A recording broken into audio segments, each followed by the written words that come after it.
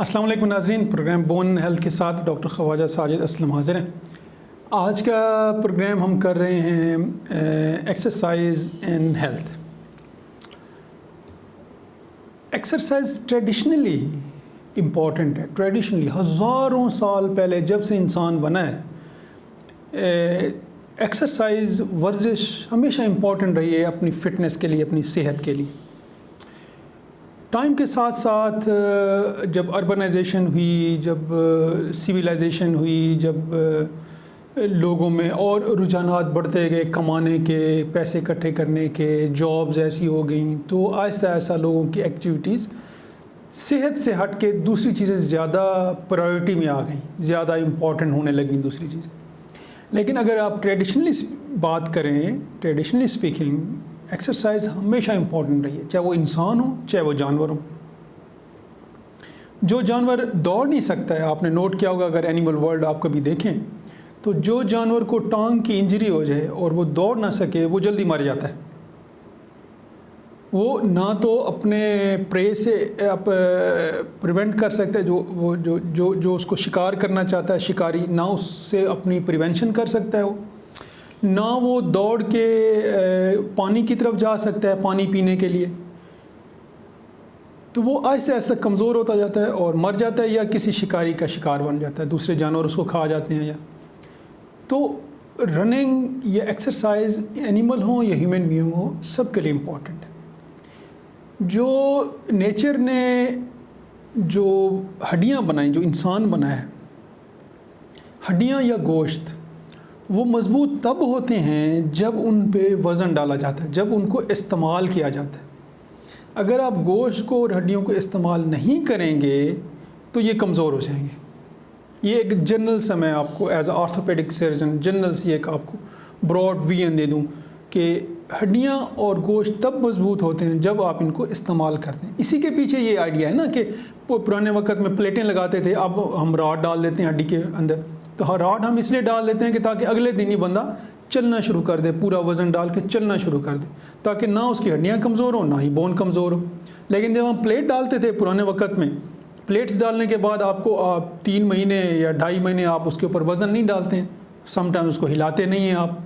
तो जब उसके ऊपर वज़न नहीं डालते हैं तो आपकी गोश्त भी और हड्डियाँ भी कमज़ोर होना शुरू हो जाती हैं। तो बेसिकली ये एक्सरसाइज भी यही चीज़ है। आप जितना उसके ऊपर वज़न डालेंगे, जितना वेट लिफ्टिंग करेंगे जिम में जाके, या सिंपल एक्सरसाइज वॉक है जो कि हर एज के लिए है, चाहे आप बहुत बूढ़े हैं चाहे आप बहुत यंग हैं।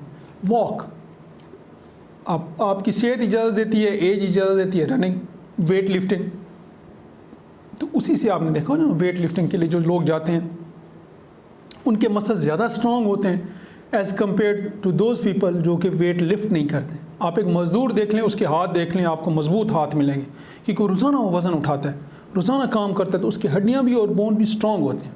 आप एक ऑफिस वर्कर, एक क्लर्क को देख लें जिसने सिर्फ एक कलम होल्ड करना है, उसके हाथ बड़े नरम और नाजुक होंगे। ठीक, तो जितना आप जिस्म को इस्तेमाल करते हैं उतना ये स्ट्रॉन्ग होते हैं, उतना ये हेल्दी रहते हैं। क्या फ़ायदा है इसका, एक्सरसाइज करने का फ़ायदा क्या है, क्यों की जाए एक्सरसाइज, क्यों स्ट्रॉन्ग रहें हम? जितना आप यंग एज में आपके मसल्स और बोन स्ट्रॉन्ग होंगे, उतनी ही ओल्ड एज आपकी बेहतर होगी।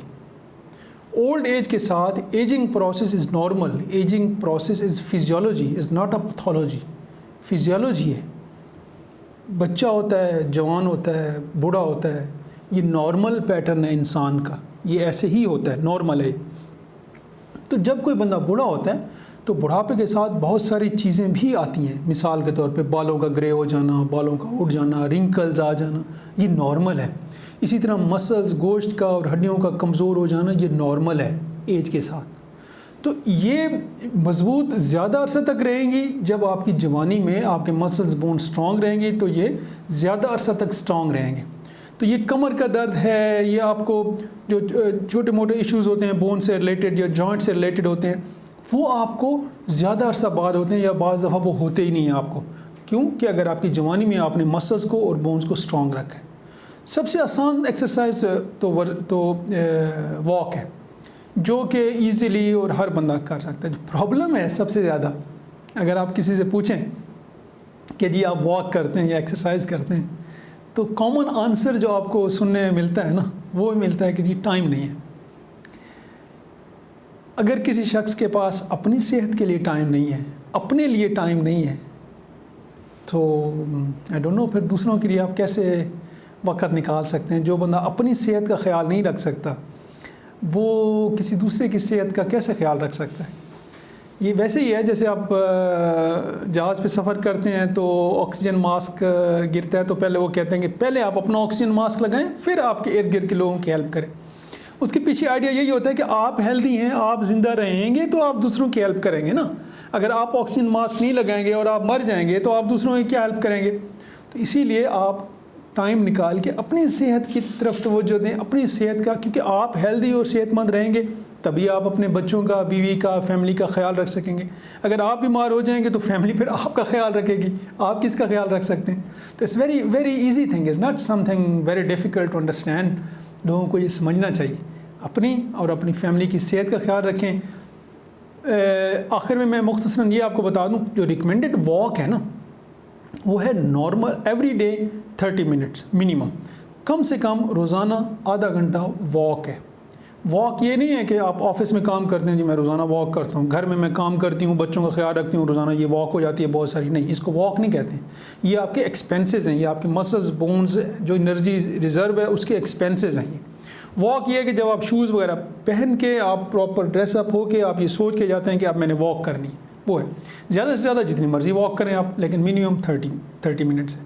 और अगर आपने जिम करना है, वेट लिफ्टिंग करनी है तो या रनिंग जो है आपकी, रनिंग वो रिकमेंडेड है 20 minutes every other day, 20 minutes. इससे ज़्यादा आप मर्ज़ी कर सकते हैं। अपना और अपनी फैमिली की सेहत का ख्याल रखिए। डिस्प्ले पे मेरा नंबर है, किसी ने कॉन्टैक्ट करना है या फर्दर अपॉइंटमेंट लेनी है, you are most welcome. Thank you.